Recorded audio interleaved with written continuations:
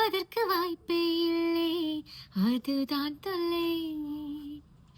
போனவுடன் கடிதம் போடு, புதினாவும் கீரையும் சேரு, புத்தமதி சொல்லும் தாயின் மொழியே இல்லை. ஏனென்றால் சுவந்தானுந்தன் தூரமில்லை. இப்படியும் நாளிரவு வாய்த்திடுமா